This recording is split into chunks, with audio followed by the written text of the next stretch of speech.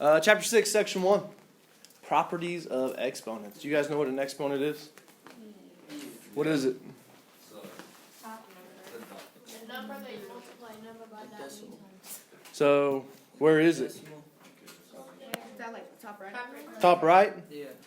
Oh gosh, what is that number? So like that, right? Yes. What's my exponent here? 2. 2. What does the exponent tell me to do? Multiply. Just By. How many 3's do I have? 3. 2. 2. Oops. I said 2.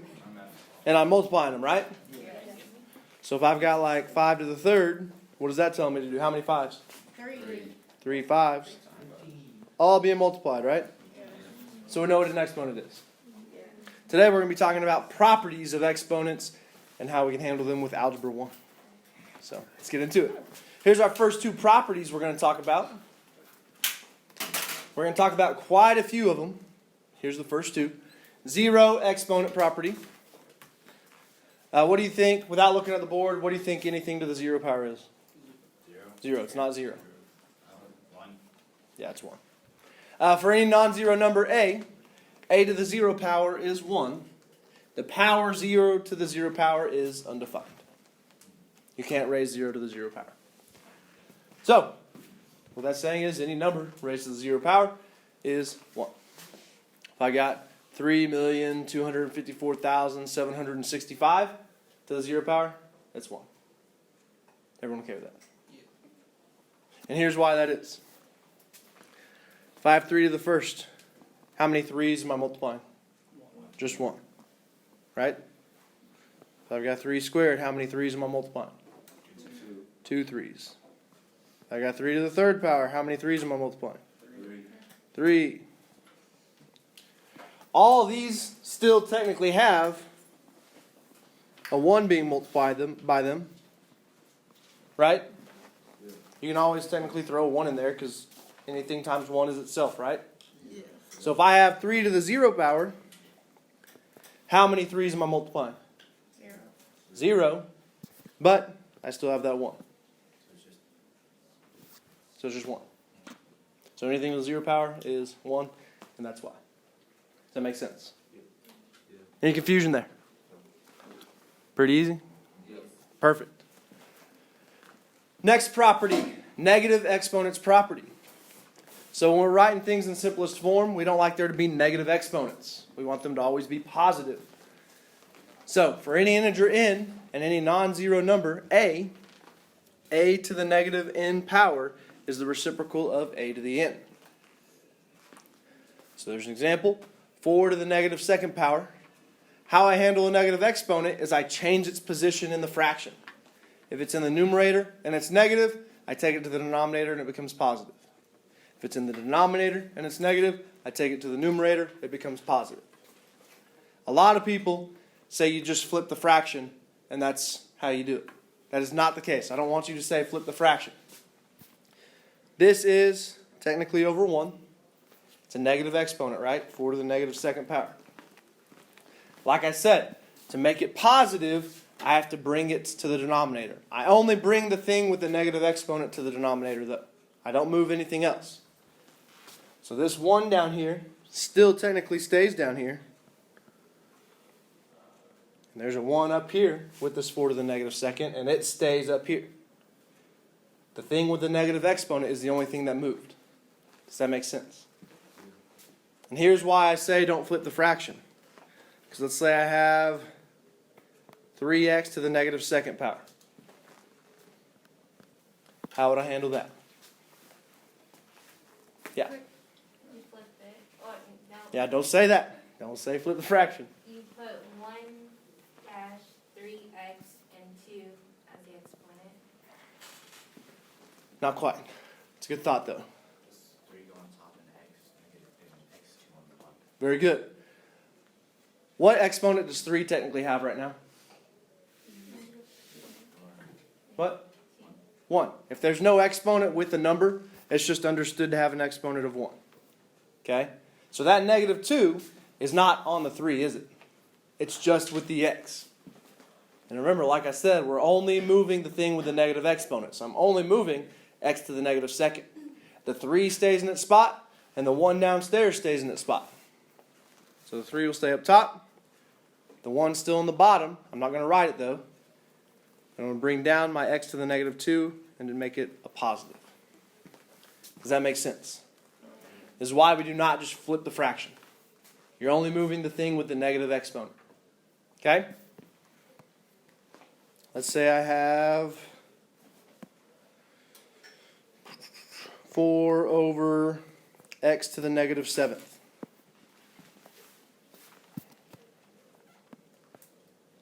What exponent does 4 have? 0 or 1. 1. So is it going to move at all? No, it's going to stay in the numerator. Does anything have a negative exponent? X to the negative 7th, right?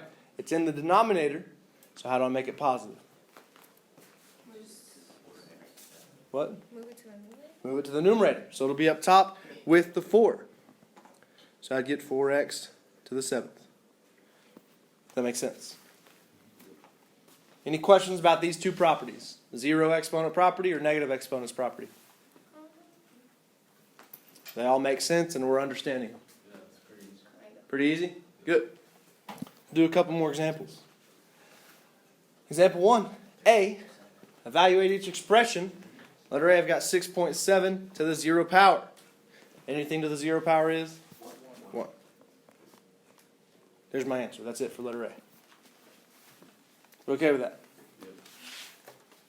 Perfect. Letter B. Negative 2 to the negative 4th power. Can anyone help me out here?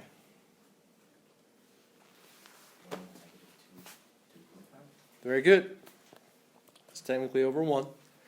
So it's in the numerator of the fraction right now. It's a negative exponent. To make it positive, I bring it down to the denominator. And then we have 1 as a placeholder up top. Can I evaluate this any further? Yeah, I know what negative 2 to the 4th is, don't I? What is negative 2 to the 4th?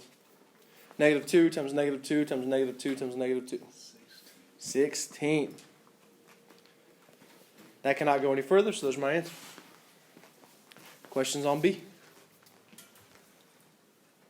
We okay? Yeah. We all getting this down, writing this down? I'd have these properties written down. Remember, you can use your notes on a quiz. Question? Okay. Can I move on? Question? So, with negative exponents, if it's negative at the bottom, you move it to the numerator, and if it's negative in the numerator, you would move it to the bottom. Yep, exactly. You just change its position in the fraction. If it starts in the numerator, it's negative, move it to the denominator. If it's in the denominator and it's negative, move it to the numerator. Can I move on? One more example real quick. This kind of combines both of the properties we just talked about. Simplify the expression 4x to the 0 power over y to the negative 3rd. Write your answer using only positive exponents. So I have 4x to the 0 over y to the negative 3rd.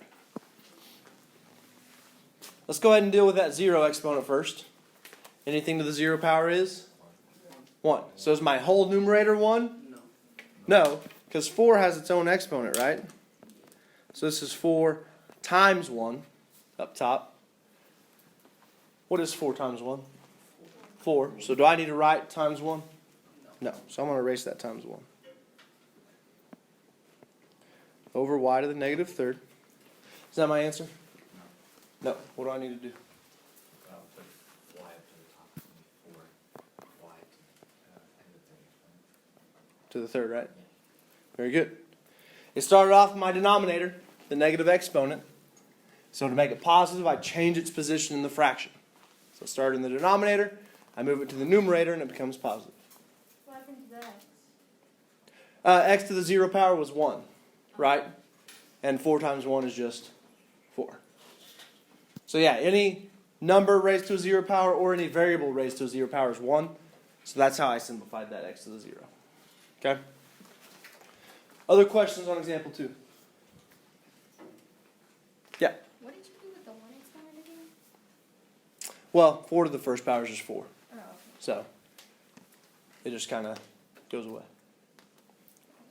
We good? Moving on. 3 more properties. Like I said, I'd write these properties down if I were you guys. The next one we're talking about is the product of powers property. Let A be a real number, and let M and N be integers. To multiply powers with the same base, add their exponents. Do you know what I mean when I say same base? Okay, let's talk about it. The base is just the number under the exponent. So if I have 3 to the 5th power, what's the base here? 3. If I've got 4 to the 10th power, what's my base? 4. If I have x to the 7th power, what's the base? X. Do we all know what I mean when I say base? Okay. So this property works if I'm multiplying 2 things together and they have the same base. If I'm multiplying 2 things together that have the same base, I can add their exponents. And let me show you why. Here's an example right here. 4 to the 6th times 4 to the 3rd. If I expand 4 to the 6th out, what would that look like? 6 4s all being multiplied, right? So let's see that. 1, 2, 3, 4, 5, 6. So this is 4 to the 6th expanded out, correct? Times, what would 4 to the 3rd be expanded out? 3 4s all being multiplied, right? 1, 2, 3. Everyone okay with that? So this right here that I have written down is 4 to the 6th times 4 to the 3rd, all expanded out. How many 4s do I have total there? 1, 2, 3, 4, 5, 6, 7, 8, 9, right? How could I rewrite that? 4 to the 9th power, right? This is why we're able to use this little shortcut of us adding our exponents. So if I'm multiplying 2 things together that have the same base, I can add their exponents. So 4 to the 6th times 4 to the 3rd becomes 4 to the 9th. Yeah. By base, you mean like X or Y values? Say it again. What did you say for base? I mean, Base is just the number under the exponent. So here, what's the base? 4. Here, what's the base? Do they have the same base? Yeah. So I can do that property. I can do it with variables as well. A to the m times a to the n would just be a to the m plus n. what if you had like 1X and 3X and both of them are still? No, because they still have the same base. Because those numbers, those coefficients, still have their own exponent, correct? So I can multiply those 2 numbers and then add the exponents of the x's. That's a good question. Any questions on the product of powers property? So I've got 2 powers here being multiplied together. That's why it's called product of powers. Okay, next one is the quotient of powers property. I've got 2 powers being divided by each other. So that's a quotient of powers. Let A be a non-zero real number, and let M and N be integers. So on the first one, we multiplied things together with the same base, and we added the exponents. Here, we're dividing things with the same base. What do you think we're going to do with the exponents? Subtract. Very good. Multiplying things with the same base, add the exponents. To divide powers with the same base, subtract their exponents. And let's look at it, why we're able to do that, like we did up here. Once again, we have 4 to the 6th. So it'd be 6 4s all being multiplied together. 1, 2, 3, 4, 5, 6. 4 to the 3rd would be 4 times 4 times 4. If I have a number over itself, being divided by itself, what do I get? If I got a number divided by itself, so 4 divided by 4, what do I get? 1, right? So if there's a bunch of 4s here in the top and a bunch of 4s in the bottom, this 4 divided by this 4 would give me what? 1. So it technically, we say cancels out. And this 4 can cancel out with this 4. And this 4 can cancel out with this 4. Do these 4s have anything to cancel out with in the bottom? No. So how many 4s am I left with? So that'd be 4 to the 3rd. That's why we're able to use this little shortcut, this property of subtracting our exponents. So 4 to the 6th over 4 to the 3rd becomes 4 to the 3rd, because I do 6 minus 3. And while I'm on this one, we always do top exponent minus bottom exponent. It'll never be bottom minus top. It's always top minus bottom. Okay? Any questions on that one? And here it is with variables. A to the m over a to the n equals a to the m minus n. Once again, they must have the same base in order for us to do this. What if the top number was a lower number than the bottom number? Then that would give us a negative number, and we have to go back and use our negative exponent property as well. We'll actually see an example like that here in just a second. Questions on quotient of powers property? All right. This next one is the power of a power. So I've got a power raised to another power. Let a be a real number, and let m and n be integers. To find a power of a power, multiply your exponents. So, I have 4 to the 6th to the 3rd. How many 4 to the 6th powers would I have if it's raised to the 3rd power? 3. So that'd be 4 to the 6th times 4 to the 6th times 4 to the 6th. Right? That's what that 3rd power is telling me to do. How many 4s do I have for each of these 4 to the 6s? What? 6 each, right? So for the first one, I have 1, 2, 3, 4, 5, 6. For the second one, I got another set of 6 of 4s.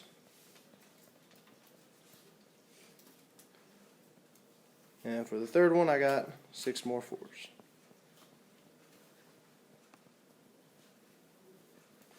So over here is 4 to the 6th to the 3rd expanded out, right? How many total 4s do I have over here? 5, got 6 here, 6 here, 6 here. 18. So how can I rewrite 4 times 4 times 4 times 4 times 4? 18 4s being multiplied together. How can I rewrite that? 4 to the 18th. Right? So here, this is why we're able to do this power of a power property. If I have 4 to the 6th to the 3rd, I can multiply 6 and 3 and get 4 to the 18th. Any questions on that? We okay so far with the 5 properties we've talked about so far? We still got 2 more after this?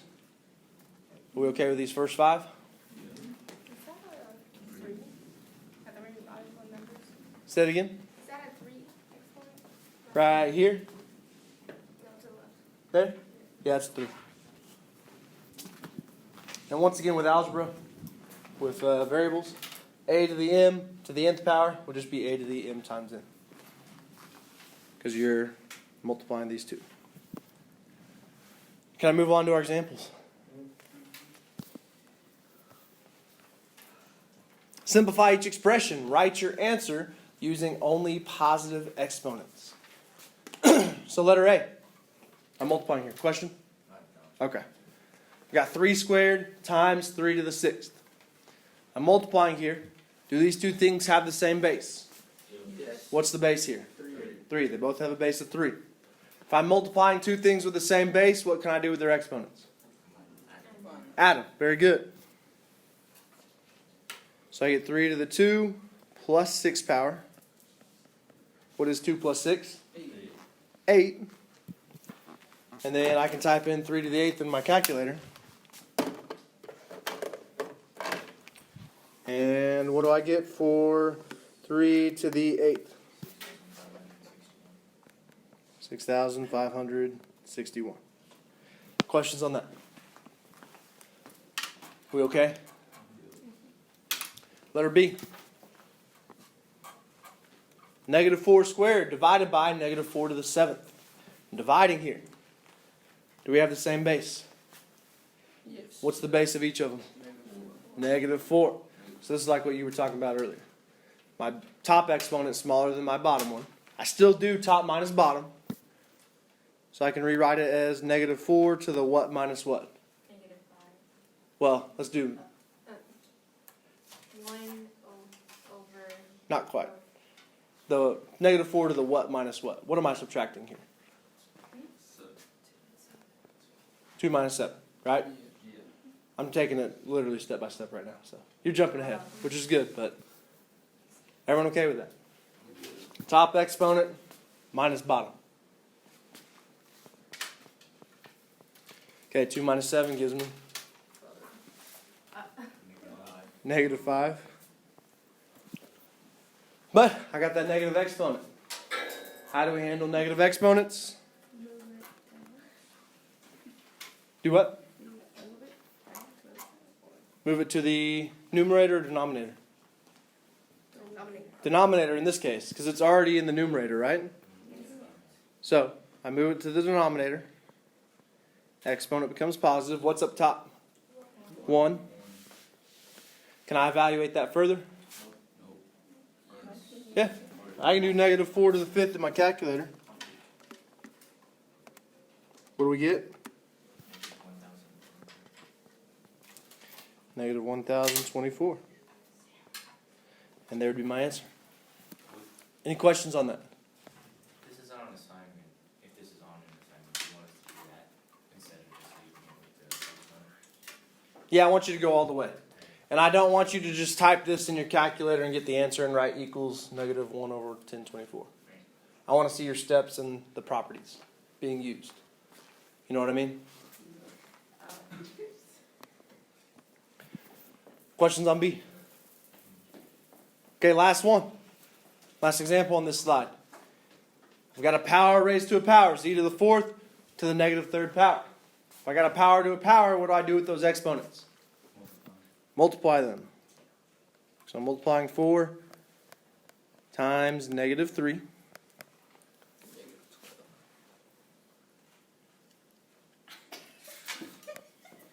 So what is 4 times negative 3? Negative 12. Is that my answer? No. No. We need to write our answers using only positive exponents. So someone raise your hand if you can give me the final answer. 1, this, z, 12 for the exponent. Very good. Can I evaluate that any further? No, I don't know what z is, do I? So I have 1 over z to the 12. Questions there? Where did that C come from? The z? It's in my original problem. Oh. Yep. Nope, that's a z. Questions on any of example 3, A, B, or C?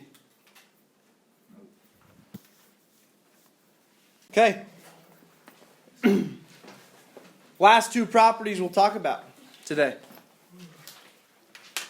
First one, power of a product. So earlier we had a product of powers. We had two powers being multiplied by each other. Here we've got a power of a product. I got a product, a multiplication problem, raised to an exponent. So let A and B be real numbers and let M be an integer. To find a power of a product, find the power of each factor and multiply. So let's expand this out real quick. I've got 3 times 2 to the 5th power. How would I expand that out? How many 3 times 2's would I have? 5 of them. So I have 3 times 2 times 3 times 2 times 3 times 2 times 3 times 2 times 3 times 2. Everyone okay with that? 3 times 2 to the 5th would be 3 times 2 times 3 times 2 times 3 times 2, so on and so forth. Oh, yeah, it's another property. I'd write it down. So how many 3's do I have here total? 5, so I can write it as 3 to the 5th times how many 2's do I have? So I can write it as 2 to the 5th. Does everyone see that? So here's our shortcut. What exponent does 3 have inside the parenthesis? Right here. What exponent does 3 have? 1. What exponent does 2 have? 1. So if I have a product raised to a power, I can multiply each exponent inside the parentheses by the exponent outside of the parentheses. So what's 5 times 1? So I get 3 to the 5th. What's 5 times 1? So I get times 2 to the 5th. There we go. Does everyone see that? And once again, this is why we're able to do that. So if I have AB to the m power, A has an exponent of 1, B has an exponent of 1, m times 1 would give me A to the m times B to the m. Yep. Now I'm doing a solver where it just Do what? maybe that's Any questions on power of a product? Okay. Power of a quotient. So I've got a quotient, a division problem, raised to a power now. Let A and B be real numbers with B not equaling 0. And let M be an integer. To find the power of a quotient, find the power of the numerator and the power of the denominator and divide. So looking at our example here, I have 3 halves raised to the 5th power. So how many 3 halves am I going to be multiplying here? 5 of them. It'd be 3 over 2 times 3 over 2 times 3 over 2, not equals, times 3 over 2 times 3 over 2. Up top, I've got 3 times 3 times 3 times 3 times 3. How many 3's is that total? 5. So I can write it as 3 to the 5th. Downstairs, I've got 2 times 2 times 2 times 2 times 2. I can rewrite that as 2 to the 5th. Everyone see that? So shortcut is very similar to my power of a product property. What exponent does 3 have in the parentheses right now?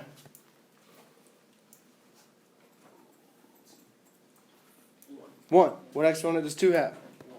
1. Once again, I can multiply every exponent in the parentheses by the exponent outside the parentheses. 5 times 1 is 5, so I get 3 to the 5th. 5 times 1 is, so I get 2 to the 5th. Any questions there? We okay with those two properties? Are we okay with all the properties we've talked about today? Okay, this is where all my other classes stopped because we had Titan time. Your guys' class never gets touched, never gets shortened because it's between the 2 lunches. So this is where we'll stop for today. We'll pick back up here tomorrow, finish the notes tomorrow, get the assignment tomorrow. Everyone okay with that? Are there any questions about my recording before I end it? So why do we multiply 5? Say it again. Why do we multiply 5? Why do we multiply it by the exponents? Because, so I expanded it out over here, right? So 3 times 3 times 3 times 3 times 3 times 3 is 3 to the 5th. 2 times 2 times 2 times 2 times 2 times 2 is 2 to the 5th. So, our little shortcut is similar to up here. 3 has an exponent of 1. I'm going to multiply every exponent in here by the exponent outside the parentheses. So, these 2 exponents get multiplied by 5. Oh, okay. Okay?